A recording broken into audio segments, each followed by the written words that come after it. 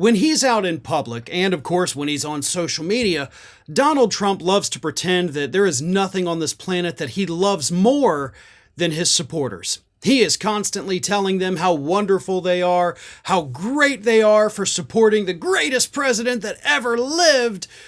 But apparently behind closed doors, Donald Trump has something much more sinister to say about his supporters. And that is, of course, according to Stephanie Grisham, who served in the Trump administration in several different positions, including as chief of staff to Melania Trump, as well as at one point being Donald Trump's comms director. During her speech at the DNC this week, Grisham said that Donald Trump used to refer to his supporters as, quote, basement dwellers, mocking them, of course, for being these antisocial weirdos who rarely, if ever, get out of the house other than to go to a Trump rally. Here is what Grisham said.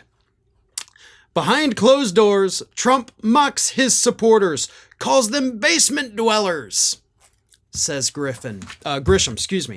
Now, I have no reason to doubt Grisham, and honestly, this makes a ton of sense.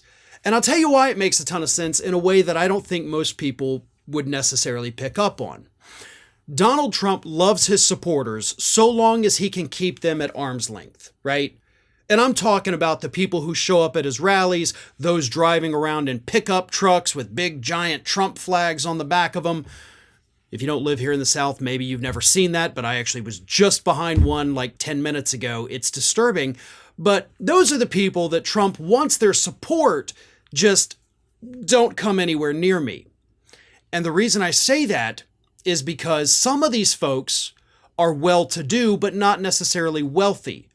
And when Trump first came to office, came to power, these people, making a few $100,000 a year, could still afford to go to Mar-a-Lago and become members. It was very expensive, took a big chunk of their income, but they could afford it.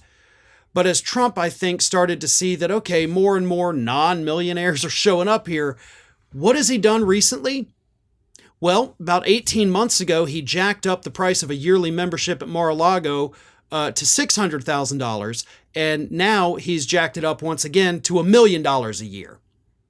Same thing with his club over in Scotland. So if you want to actually go see and be near Donald Trump, you got to pay $1 million a year. And he did that not just because he's greedy. I think he did that to make sure that only millionaires can be close to him. Because as much as he loves the support of those people in the MAGA hats, he doesn't want them to come near him. They are beneath him in his eyes. Which again just begs the question, why do you folks put up with this? Why do you support this man who hates you? Even without Grisham's statement, we knew that Donald Trump had this disdain for his supporters.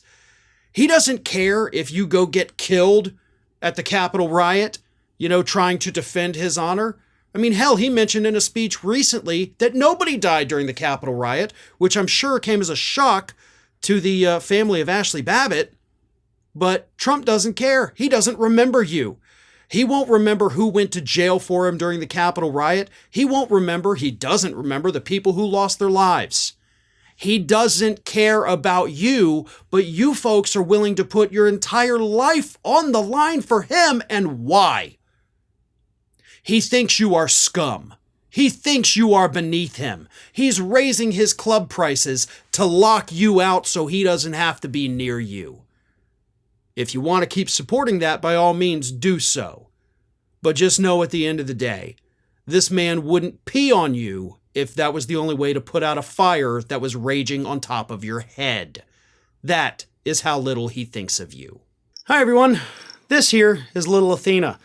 And Athena would like to know why you haven't subscribed to Fair and Balanced yet. So please, don't let Athena down. Subscribe today.